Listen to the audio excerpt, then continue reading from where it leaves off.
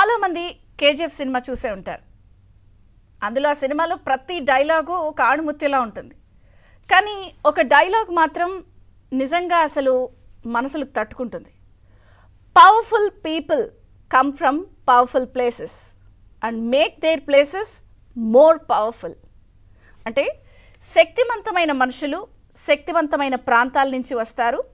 అలాగే వారి ప్రాంతాలని ఈ పవర్ఫుల్ పీపుల్ అంటే ఈ శక్తివంతమైన మనుషులు మరింత శక్తివంతంగా మారుస్తారు. ఎంత బాగుంది అసలు వినటానికి కూడా. ఈ మాట నిజంగా ఇప్పుడు టీడీపీ అధినేత చంద్రబాబు నాయుడు గారికి, కేంద్రంలో ఉన్న ప్రధానమంత్రి మోదీకి, జనసేన అధినేత పవన్ కళ్యాణ్కి ముగ్గురికి కూడా అతికినట్టు సరిపోతుంది. ఎందుకంటే ఈ ముగ్గురు శక్తివంతమైన మనుషులు కేంద్రంలో ఈరోజు ఎన్డీఏ పక్షాల భాగస్వామ్య మీటింగ్లో ఈరోజు ఉదయం 11 గంటలకు భేటీ కాబోతున్నారు. ఎలాగో పవన్ కళ్యాణ్ పేరులోనే పవర్ ఉంది. సో పవర్ స్టార్ అంటాం ఆయన్ని మనం. పవన్ కళ్యాణ్, ఇటు టీడీపీ అధినేత చంద్రబాబు, కేంద్రంలో ప్రధానమంత్రి మోదీ. మరి ఈ ముగ్గురు శక్తివంతమైన మనుషులు మీకు గుర్తుండే ఉంటుంది, ఎన్నికల ప్రచారంలో వీళ్ళు ఎప్పుడూ కూడా ఒక స్లోగన్ తీసుకున్నారు. నేషన్ ఫస్ట్ అని ప్రధానమంత్రి మోదీ గారు, స్టేట్ ఫస్ట్ అని చంద్రబాబు గారు, పవన్ కళ్యాణ్ అండ్ కో. వీళ్ళు ముందు రాష్ట్రం ముఖ్యం, తర్వాత దేశం, వారు దేశం. కాబట్టి ఈ శక్తివంతమైన మనుషులు ఒక దగ్గర కూర్చున్నప్పుడు వీళ్ళ ఆలోచనలు చాలా శక్తివంతంగా ఉంటాయి. వాళ్ళ ప్లేసెస్కి ఏం చేయాలి అనే వాళ్ళ తపన ఉంటుంది. ప్లేసెస్ అంటే ఇక్కడ ఏదో ఒక జిల్లాకో ఒక గల్లీకో కాదు, యావత్ ఆంధ్రప్రదేశ్కి ఏం చేయాలి, ఏం చేయబోతున్నారు అనేది అందరి కళ్ళు వాళ్లపైనే ఉంటుంది. ఈరోజు ఉదయం 11 గంటలకి ఎన్డీఏ భాగస్వామ్య పక్షాలు మీటింగ్ కాబోతున్నాయి.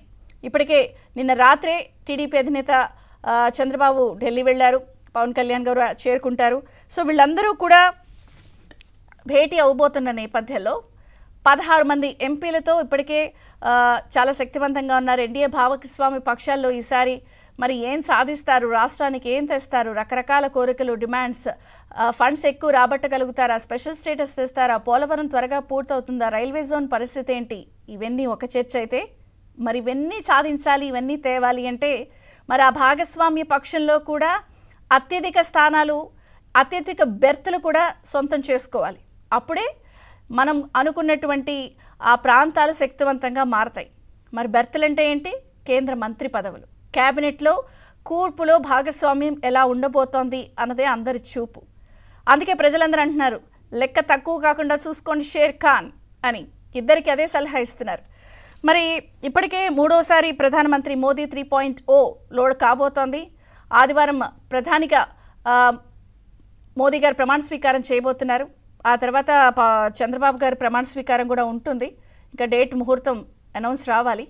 మరి ఈ నేపథ్యంలో ఇప్పటికే అగ్రనేతలు బాబు, నితీష్ కుమార్ వీరంతా కూడా హాజరవుతున్నారు. కాబట్టి ఈసారి విషయం ఏమిటంటే పాత వాళ్ళని దాదాపుగా పక్కన పెట్టే అవకాశం కనిపిస్తోంది. 50 మందితో ఈ కేంద్ర కేబినెట్ కూర్పు ఉండే అవకాశం ఉందంటున్నారు. ఒక 20 నుంచి 25 మంది మంత్రులు, అలాగే 30 దాకా కేంద్ర సహాయ మంత్రులు ఉండే అవకాశం ఉందని అంటున్నారు. మరి ఏం కోరుతారు? ఈ బీజేపీ నుండి ఒక 10 నుంచి 15 స్థానాలు ఉండే అవకాశం ఉందని అంటున్నారు. కాబట్టి 16 మంది ఎంపీలతో ఈసారి బాబు గారి లెక్కలు ఎలా ఉంటాయి అంటే, లెక్కలంటే ఇటు కేబినెట్ లెక్కలతో పాటు రాష్ట్రానికి సంబంధించిన లెక్కలు ఎలా ఉండబోతున్నాయి అన్నది ఒకటి. మరి కేంద్రంలో చంద్రబాబు గారి పాత్ర ఎలా ఉండబోతోంది? 16 మంది ఎంపీలతో అంటే రెండో భాగస్వామ్య పక్షం, అతిపెద్ద భాగస్వామ్య పక్షం. మరి రాష్ట్రానికి కోరిన మంత్రి పదవులు తెస్తారా? రాష్ట్రానికి రాబోతున్న లాభం ఏంటి? ఏపీ ప్రయోజనాల కోసం ఏం చేస్తారు? ఒక ఎత్తు అయితే అటు పవన్ కళ్యాణ్ రోల్ ఎలా ఉండబోతోంది? ఆయన కూడా 100% స్ట్రైక్ రేట్తో 2కి 2 ఎంపీలు పోటీ చేసిన 2కి 2 ఎంపీలు తెచ్చుకున్నారు. ఆయన మొదటి నుంచి ఎన్డీఏ భాగస్వామ్య పక్షంలో ఉన్నారు. మరి ఇప్పుడు వారి పాత్ర కేంద్రంలో ఎలా ఉండబోతోంది? రాష్ట్రానికి వారి తెచ్చే లాభాలేంటి? సో లెక్క తక్కువ కాకుండా చూసుకోండి అని అంటున్నారు. మరి ఈ పవర్ఫుల్ పీపుల్ ఏం చేస్తారు?